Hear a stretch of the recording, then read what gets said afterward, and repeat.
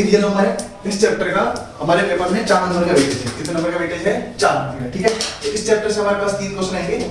एक क्वेश्चन आएगा 1 मार्क्स का, दूसरा भी आएगा 1 मार्क्स का, और सेकंड जो क्वेश्चन आएगा वो कितने मार्क्स का आएगा? 2 मार्क्स का। कितने मार्क्स का आएगा? 2 मार्क्स का। ठीक है कि नहीं? तो हम चैप्टर करने वाले हैं रियल नंबर। तो आप सबको पता है कि नंबर क्या होते हैं? नहीं पता तो आज पता लगाएंगे। ठीक है ना? शॉर्ट स्वीट और थोड़ा जल्दीबाजी में करेंगे। ठीक है, तो मुझे बताओ नेचुरल नंबर पढ़ेंगे सबसे पहले। Natural number. ठीक है, तो नेचुरल नंबर कौन से नंबर होते हैं जो कहां से स्टार्ट होते हैं? 1 से। 1 2 3 4 एंड सो ऑन। ठीक है, तो उसके बाद कौन से नंबर आते हैं? Whole number. ठीक है कि नहीं? होल नंबर क्या होते हैं? वह नंबर जो कहां से स्टार्ट होते हैं? 0 से। 0 1 2 3 4 एंड सो ऑन। ठीक है, उसके बाद हम पढ़ेंगे इंटीजर्स। ठीक है, इंटीजर्स क्या होते हैं? तो इंटीजर्स होते हैं all negative number, all positive number and 0। ठीक है ना? इन सबको मिला के जो नंबर बनते हैं वो हमारे क्या होते हैं? इंटीजर्स। क्या होते हैं? इंटीजर्स। ठीक है, उसके बाद हम पढ़ेंगे रेशनल नंबर। ठीक है,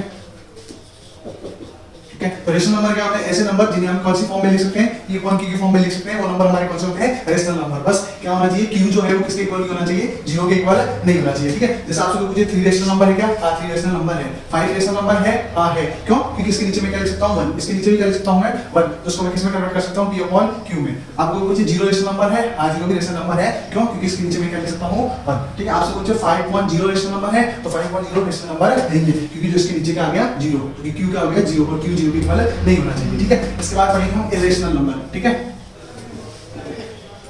इरेशनल नंबर। ठीक है, तो ऐसे नंबर जिन्हें कौन सी फॉर्म में नहीं लिखा जा सकता? p/q की फॉर्म में नहीं लिखा जा सकता। p/q की फॉर्म में नहीं लिखा जा सकता। वो नंबर क्या होते हैं? Rational number. ठीक है कि नहीं? वो नंबर कौन से होते हैं? Rational number. ठीक है, अंडररूट के अंदर जो भी नॉट परफेक्ट स्क्वायर नंबर होंगे ना वो हमेशा क्या होते हैं? हमारे इरेशनल नंबर। कौन से नंबर होते हैं? Irrational number. जैसे एग्जांपल √2, √3, √5, √7, √8, ये सब कैसे नंबर हैं? Irrational number. क्यों? क्योंकि जो इसके अंदर जो भी सारे नंबर लिखे हुए हैं वो कैसे नंबर है?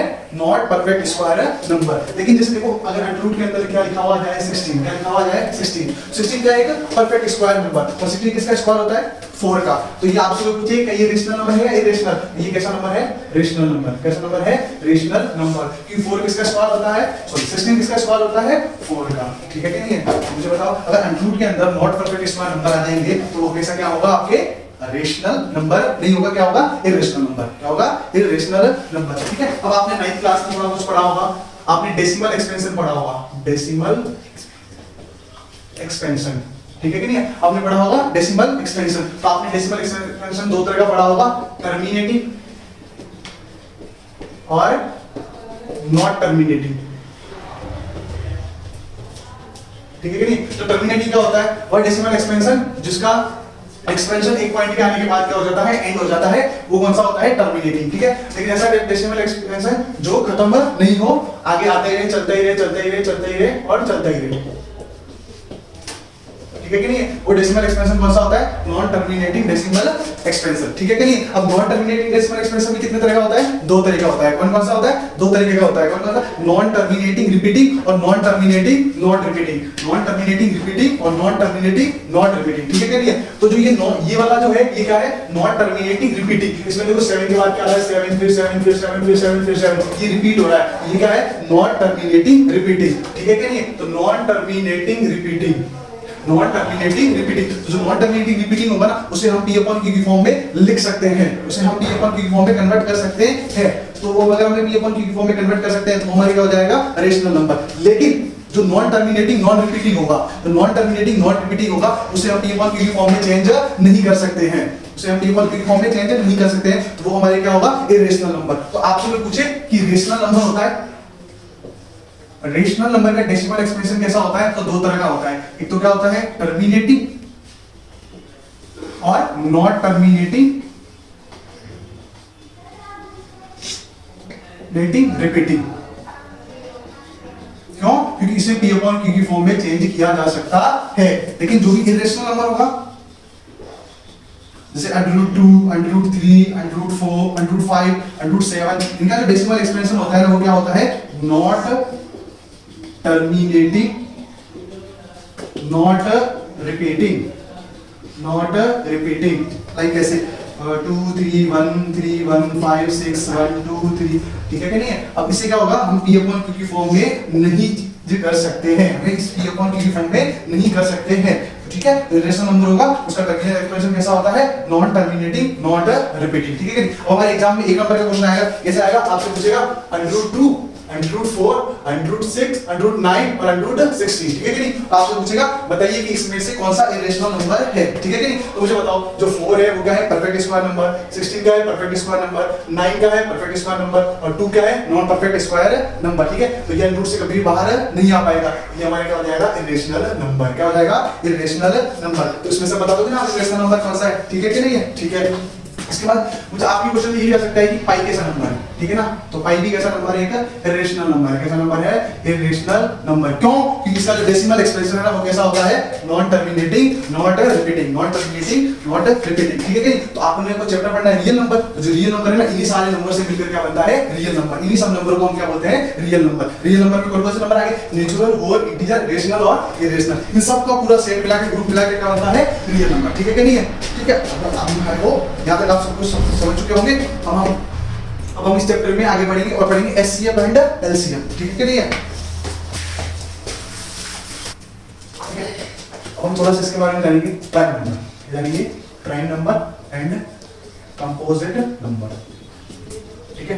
प्राइम नंबर ऐसा नंबर जिसमें किसका डिवाइड जाए, 1 का डिवाइड जाए और किसका डिवाइड जाए, खुद का डिवाइड जाए, ऐसे नंबर के जाएंगे प्राइम नंबर। वो नंबर कौन से हैं, 2 3 5 7 ऐसे नंबर है जिसमें किसका डिवाइड जाता है, एक तो 1 का जाता है फिर किसका जाता है, खुद का डिवाइड जाता है, ठीक है कि नहीं। तो आपके एक नंबर में क्वेश्चन बन सकता है कि प्राइम नंबर से कितने फैक्टर होते हैं, तो प्राइम नंबर से कितने फैक्टर होते हैं, 2। कौन कौन से, एक तो वो खुद और एक क्या, 1। ऐसे नंबर क्या होते हैं, प्राइम नंबर, ठीक है कि नहीं। इसके 2 दिख रहा है आपको, 2 प्राइम नंबर भी है और एक है इवन नंबर भी है, ठीक है ना। तो 2 एकमात्र ऐसा नंबर है जो इवन भी होता है और प्राइम भी होता है। इसके बाद जो भी इवन नंबर आएंगे वो कभी भी प्राइम नंबर नहीं होंगे, ठीक है कि नहीं। इसके बाद आते हैं कंपोजिट नंबर, ऐसे नंबर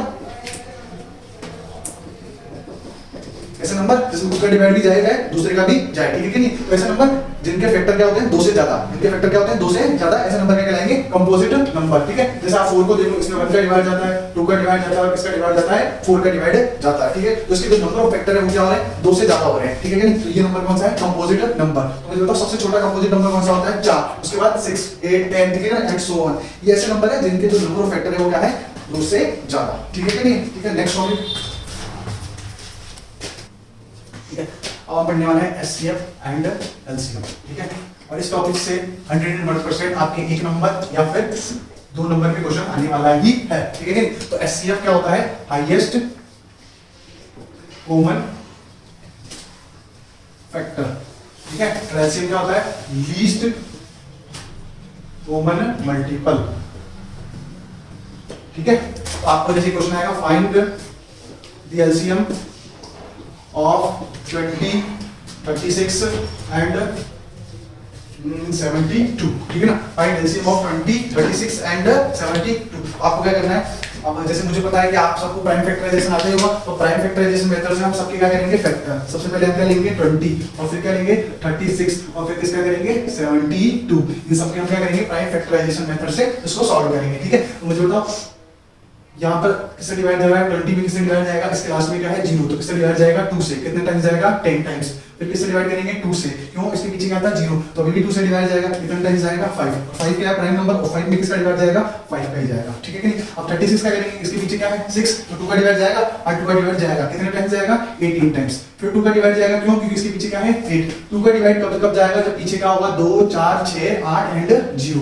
जब भी पीछे ये नंबर देखेंगे 2 का डिवाइड जाएगा ही जाएगा। तो 18 में 2 का डिवाइड, और 2 का डिवाइड करना बड़ा आसान है, वो जो भी नंबर देगा उसका आधा कर दिया करो। तो 18 का आधा कितना हो जाएगा 9, ठीक है। 9 में किसका डिवाइड जाएगा 3 1 जा 3 3 2 जा 6 3 3 जा 9, ठीक है। कितने टाइम्स जाएगा 3 टाइम्स। 3 में कितनी बार, एक बार। अब किसमें 72 में 2 का जाएगा नहीं जाएगा, बिल्कुल डिवाइड जाएगा। इसके पीछे क्या है 2 36 टाइम, इसके पीछे क्या है 6 आ रहा है नहीं आ रहा, अभी भी 2 का डिवाइड जाएगा कितने टाइम्स 18 टाइम्स। फिर किसका 2 का कितने टाइम्स 9 टाइम्स। फिर 3 में 3 ठीक है। हमने सबके हमने फैक्टर कर लिए इसके, ठीक है। अब हम इसको लिखते हैं, 20 को कैसे हमने लिखेंगे 2 * 2 * 5 और 36 को हमने कैसे ब्रेक किया 2 * 2 * 3 * 3। 72 को हमने कैसे ब्रेक किया 2 * 2 * 2 * 3 * 3। ठीक है कि नहीं है? मुझे बताओ यहाँ 2 कितने टाइम्स है? 2 टाइम्स, तो मैं इसको ऐसे लिख दूं 2 की पावर 2 इनटू में 5, ठीक है? इसे मैं क्या लिख दूंगा, यहाँ भी 2 टाइम्स है तो 2 की पावर 2, ये क्या हो गया 3 की पावर 2, क्योंकि बेस सेम है तो पावर क्या हो जाती है हेड, 3 1 और 1 कितने हो जाएंगे 2, ठीक है? यहाँ पर क्या हो जाएगा 1 2 3, 2 की पावर 3 और यहाँ पर क्या चल रहा है 3 की पावर 2, ठीक है कि नहीं? एक हमें तो क्या निकालना है एलसीएम, हमें क्या फाइंड करना है एलसीएम। मैं आपको एलसीएम भी बता देता हूँ और यहाँ पर इसका एचसीएफ भी बता देता हूँ, ठीक है? तो एलसीएम में क्या करना है, आपको जो भी कॉमन आ रहे हैं, जो भी क्या आ रहे हैं कॉमन आ रहे हैं, उसकी कौन सी पावर लेनी है, सबसे बड़ी पावर लेनी है। कौन सी पावर लेनी है, सबसे बड़ी पावर, और जो भी उसके अलावा जो बचा कुछ क्या रह गया माल था वो भी आपको इसके साथ लेना है। जैसे 2 यहाँ पर भी है, 2 यहाँ पर भी है और 2 यहाँ पर भी है, 2 की पावर यहाँ 2 है, यहाँ 2 की पावर 2 है और यहाँ 2 की पावर क्या है 3, तो अपन एलसीएम में क्या लेंगे कॉमन वाले की सबसे बड़ी पावर, तो कॉमन वाले की सबसे बड़ी पावर क्या है 3, यहाँ पर क्या जाएगा 2 की पावर 3। अब मुझे बताओ क्या 5 कॉमन आ रहा है सब जगह, नहीं आ रहा, लेकिन एलसीएम में हमें इसको लेना पड़ेगा, तो यहाँ पर क्या लेंगे हम 5, क्या लेंगे 5। अब देखो 3 यहाँ भी 3 की पावर 2 है और यहाँ भी 3 की पावर 2 है, यहाँ तो कोई दिक्कत ही नहीं है, बड़े छोटे में भी कोई दिक्कत नहीं, तो यहाँ पर लेंगे 3 की पावर 2, ठीक है?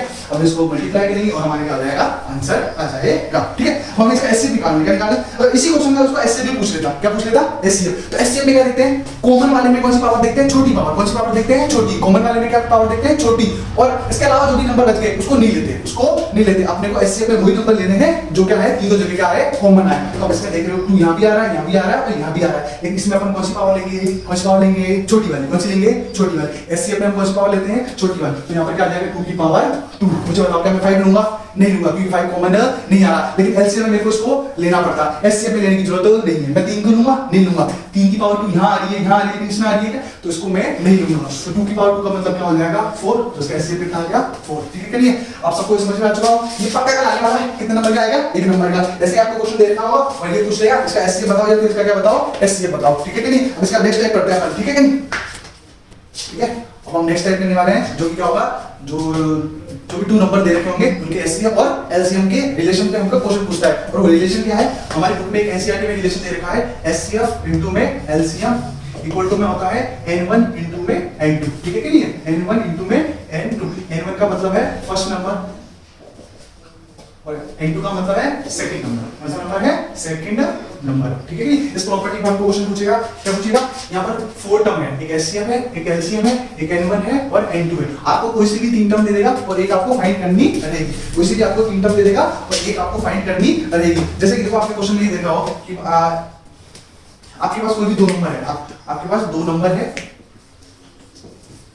2 नंबर आप मान लो कि एक तो है 54 एंड एक क्या है आपके पास n2, जो आपको निकालना है, ठीक है ना? उन दोनों जो नंबर का जो एचसीएफ है, तो आपके पास एचसीएफ है वो कितना देगा आपको 27, कितना देगा 27, और आपको जो एलसीएम है उनका नंबर का वो कितना देगा है 162, कितना देगा है 162। तो आपको क्या बोलेगा कि आप n2 बताओ, कोई भी 2 नंबर है उनमें से एक नंबर कितना है 54 है और एक नंबर आपको दूसरा बताना है कि उन दोनों नंबर का, इसने क्या बोल दिया कि एचसीएफ तो कितना है 27 और उन दोनों नंबर का एलसीएम कितना है 162। तो जो आपने फॉर्मूला दिखा यहाँ पर आपको 3 चीजें इसने दे दी, एक तो क्या दे दिया फर्स्ट नंबर दे दिया, एचसीएफ दे दिया और क्या दे दिया एलसीएम दे दिया। अगर आपको ये रिलेशन याद है तो मैं क्या करूंगा, एचसीएफ की जगह इसने मेरे को कितना दे दिया 27, ठीक है कि एलसीएम की जगह इसने मेरे को दे दिया 162, ठीक है कि नहीं? n1 की जगह इसने मेरे को कितना दे दिया 54। अब मुझे क्या चाहिए n2, तो मैं n2 की जगह लिख दूंगा n2, ठीक है ना? अब मैं इसको रीअरेंज करूंगा, n2 की वैल्यू चाहिए, इसके साथ क्या है 54, इसके साथ क्या है 54, 54 इधर क्या है मल्टीप्लाई में, इधर क्या है मल्टीप्लाई में, हो जाएगा तो डिवाइड में, हो जाएगा तो डिवाइड, तो 27 into 162 अपॉन में क्या आ जाएगा 54 इक्वल टू में क्या चल रहा है n2,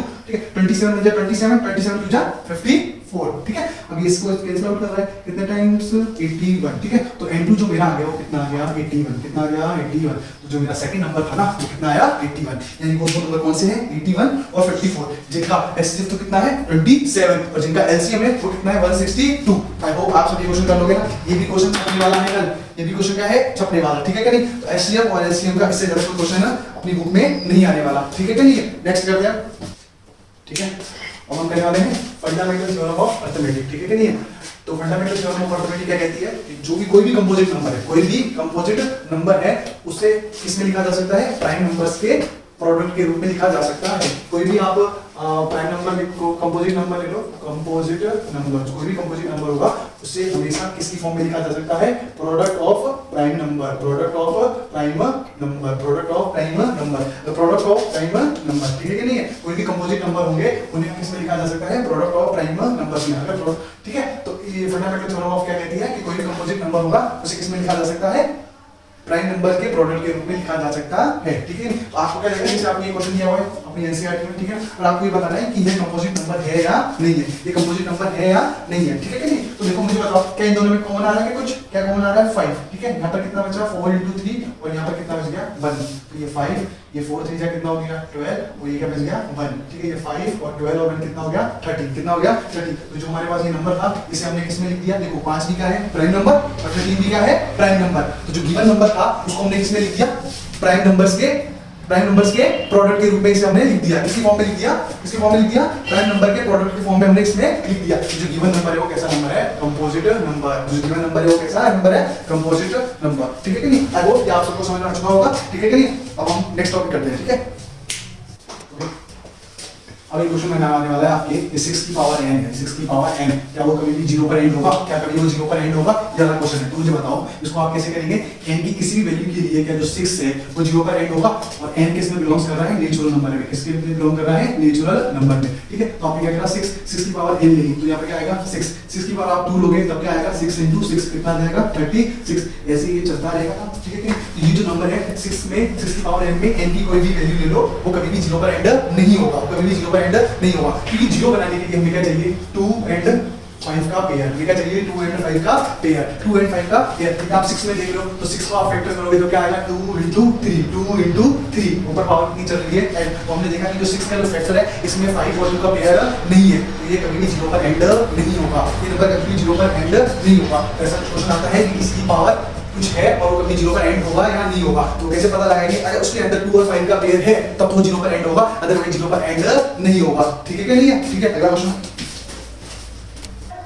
ठीक है। अब हम करने वाले हैं प्रूफ वाले क्वेश्चन, ठीक है कि नहीं, जो कि 2 नंबर के आने वाले हैं, और उनके साथ हमारा चैप्टर क्या हो जाएगा, एंड। तो आपने उसमें क्वेश्चन आएगा कि √2 को आपको क्या प्रूफ करना है, इरेशनल नंबर, क्या प्रूफ करना है, इरेशनल नंबर। आपको क्या प्रूफ करना है, इरेशनल नंबर। √2 क्या है, इरेशनल नंबर। बकवास कर रहा है, उनको पहले पता है कि √2 कैसा नंबर है, इरेशनल नंबर है, कैसा नंबर है, इरेशनल। मुझे बताओ, ये तुमने बताया कि इरेशनल नंबर है, उसका जो डेसिमल एक्सपेंशन है वो कैसा होता है, non terminating, not repeating, not terminating, not repeating, not terminating, not repeating, not terminating, not repeating. Irrational number होता है उसका डेसिमल एक्सपेंशन कैसा होता है, non terminating, not repeating, not terminating, not. तो अब कंफ्यूजन रहता है, √2 हमको प्रूव करके बताना है कि कैसा इरेशनल नंबर है, तो कुछ ही नहीं है, हमको मेहनत करके बतानी है खुद की कि ये क्या है, रेशनल नंबर, इरेशनल नंबर। हमको पहले से पता है कि ये कैसा नंबर है, इरेशनल नंबर है। क्यों है बताओ, क्योंकि इसके अंदर जो 2 नंबर लिखा हुआ है, 2 नंबर लिखा हुआ है, कैसा नंबर है, नॉट परफेक्ट स्क्वायर नंबर, कैसा नंबर है, नॉट परफेक्ट स्क्वायर नंबर। इसका जो डेसिमल एक्सपेंशन होगा वो कैसा होगा, non terminating, not repeating, not terminating, not repeating. देखिए इसको हम प्रूव करके बताना है, पूरा लिखना है, थ्योरी लिखनी है, उसी के हमको कितने नंबर मिलेंगे, आसान बोर्ड में 2 मार्क्स मिलेंगे, कितने मार्क्स मिलेंगे, 2 मार्क्स। उस 2 मार्क्स के लिए लिखना पड़ेगा, बिना मेहनत के तो भाड़ा भी नहीं मिलता है कि नहीं है, तो उसके लिए काम तो करना ही पड़ेगा, ठीक है। तो इसको हम क्या प्रूव करेंगे, इरेशनल प्रूव करेंगे, कौन से मेथड से, कॉन्ट्रडिक्शन, ठीक है ना, कॉन्ट्रडिक्शन मेथड से हम इसको क्या करेंगे, प्रूव करेंगे। कॉन्ट्रडिक्शन मेथड का मतलब है कि पहले हम इसको क्या मान के चलेंगे, कि पहले हम इसको क्या लेट करेंगे कि जो ये कैसा नंबर है, ये रेशनल नंबर है, कैसा नंबर है, रेशनल नंबर। तो पहले हम लेट करते हैं कि let √2 is a rational number, कैसा नंबर है, रेशनल नंबर, कैसा नंबर है, रेशनल नंबर। अब मैंने इसको रेशनल नंबर मान लिया, क्या लिया, रेशनल नंबर मान लिया, लेट कर लिया। तो मुझे पता अगर ये √2 रेशनल नंबर है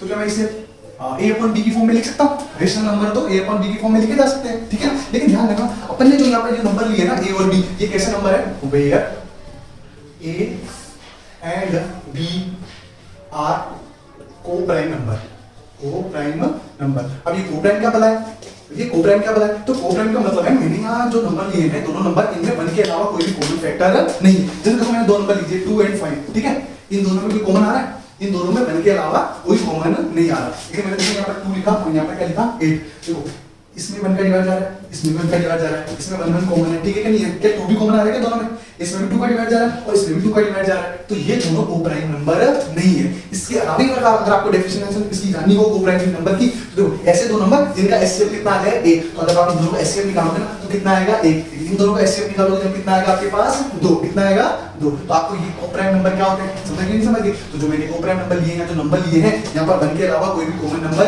नहीं है, यहाँ पर 1 के अलावा कोई भी कॉमन नंबर नहीं है, ठीक है। अब हम क्या करेंगे, ठीक है, अब हम करेंगे स्क्वायरिंग बोथ साइड,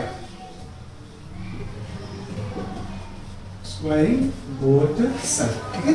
हमें इसका स्क्वायर करना है, √2 का भी स्क्वायर और a अपॉन b का भी क्या करना है हमें स्क्वायर, ठीक है। √2 का स्क्वायर क्या होगा 2, √2 का स्क्वायर 2, a का स्क्वायर a स्क्वायर और b का स्क्वायर b स्क्वायर, ठीक है कि नहीं। अब हम इसे क्या करेंगे रीअरेंजिंग, क्या करेंगे रीअरेंजिंग, इसको यहाँ ले जाएंगे 2b स्क्वायर इक्वल टू में क्या आ गया a स्क्वायर, इसको मैं क्या दे दूंगा इक्वेशन फर्स्ट, क्या दे दूंगा इक्वेशन फर्स्ट। इक्वेशन फर्स्ट को दिया आपको आगे जाके समझ में आएगा, ठीक है कि नहीं। अब हम क्या करूंगा b स्क्वायर इक्वल टू में a स्क्वायर अपॉन में क्या दिया होगा मैं 2, ठीक है कि नहीं। अब मैं देखो अपनी बुक में एक थ्योरम दी हुई है, ठीक है कि नहीं, उसके अकॉर्डिंग क्या होता है कि अगर 2 कोई भी नंबर अगर उसके स्क्वायर को डिवाइड कर रहा है, उसके स्क्वायर को डिवाइड कर रहा है, कोई भी नंबर किसी दूसरे नंबर के स्क्वायर को डिवाइड कर रहा है तो उस नंबर को भी क्या करेगा डिवाइड करेगा। जैसे 2 है, 2 मान लो कि अगर 8 के स्क्वायर को डिवाइड कर रहा है, 8 के स्क्वायर को डिवाइड कर रहा है तो 8 को भी क्या करेगा वो डिवाइड करेगा, 8 को भी डिवाइड करेगा। तो यहां क्या होगा देखो, ठीक है, तो यहां क्या लिखेंगे 2 डिवाइड्स a स्क्वायर, ठीक है ना। Therefore 2 also divides a, 2 also divides a। अब 2 किसको डिवाइड कर रहा है, 2 किसको डिवाइड कर रहा है a को, 2 किसको डिवाइड कर रहा है 2 डिवाइड कर रहा है a को, 2 डिवाइड कर रहा है a को, ऐसे ही डिवाइड कर रहा है तो कुछ न कुछ टाइम तो डिवाइड कर रहा होगा, 2 बार 3 बार 10 बार 15 बार किसी न किसी बार तो डिवाइड इसको करा ही होगा। तो मैंने मान लिया कि वो कितनी बार डिवाइड किया है c बार, कितनी बार डिवाइड किया है c बार। तो अगर मुझे ये नंबर लाना है तो मुझे बताओ क्या होगा a equal to 2c, a equal to क्या हो जाएगा 2c, ठीक है कि नहीं। 2 से डिवाइड करा है, किसमें डिवाइड करा है a कितनी बार डिवाइड किया है c बार, तो जो 2c होगा वो किसके बराबर होगा a के। कैसे आप देख लो, जैसे कि 2 है, 2 का डिवाइड किया मैंने 10 में, कितनी टाइम्स दिया 5 टाइम्स, कितनी टाइम्स दिया 5 टाइम्स दिया डिवाइड। अब भाई मुझे पता है कि इसका इसमें डिवाइड जा रहा है, कितनी बार गया 5 बार, तो आप भी पूछो इन दोनों का जो प्रोडक्ट होगा उसके बराबर होगा नहीं होगा, 2 5 जा 10 ये 10 के बराबर होगा कि नहीं होगा।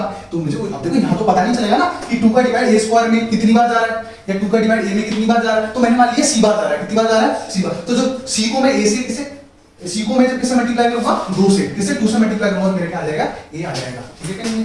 क्लियर सबको, ठीक है। अब हम दोबारा से क्या करेंगे स्क्वायरिंग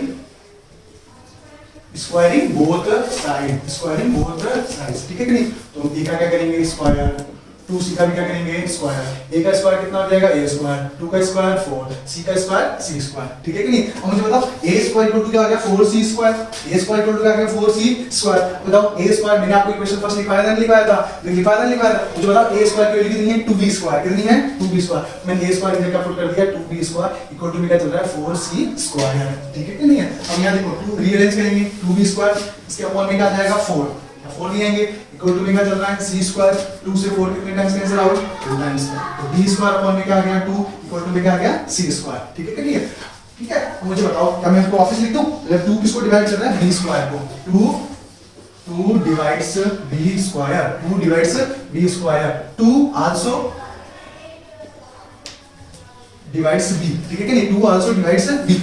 तो मैंने क्या किया आपको पता है, तो मैंने क्या ला दिया कि जो 2 है वो किसको a को भी डिवाइड कर रहा था और जो 2 है वो किसको डिवाइड कर रहा है b को भी डिवाइड कर रहा है। लेकिन हमने क्या मान के चला था कि a और b में 1 के अलावा कोई भी डिवाइड नहीं कर रहा है, 1 के अलावा कोई भी डिवाइड नहीं कर रहा है। लेकिन हमने क्या करा, इस मेथड से क्या करा, इस क्वेश्चन को सॉल्व करके हमने क्या लाया कि a और b को 1 के अलावा और कौन डिवाइड कर रहा था 2, 1 के अलावा और कौन डिवाइड कर रहा था 2। ऐसा क्यों हो रहा है, क्योंकि हमने क्या करा है, हमने जो एजम्पशन किया है वो क्या है गलत, और हमने क्या एजम्पशन गलत किया है कि जो √2 है वो कैसा नंबर है, रेशनल नंबर है, कैसा नंबर है रेशनल नंबर, ठीक है कि नहीं। तो क्या हुआ कि a और b का 1 के अलावा जो दूसरा कॉमन फैक्टर है वो कितना है 2, ठीक है कि नहीं। तो ये जो कॉन्ट्राडिक्ट हमें जो बात मिली है वो क्यों मिली है, क्योंकि जो नंबर है वो कैसा था इरेशनल और हमने उसको क्या लेट किया था रेशनल, ठीक है कि नहीं। तो आपको नीचे लिख देना है कि this contradict has arisen because of our wrong assumption thus √2 is a irrational number, ठीक है। आई होप ये आप सबको समझ में आ चुका होगा। ऐसे ही आपको करना है एग्जाम में, √2 पर भी आ सकता है, वो √3 पर भी आ सकता है, √5 पर भी आ सकता है और √7 पर भी आ सकता है।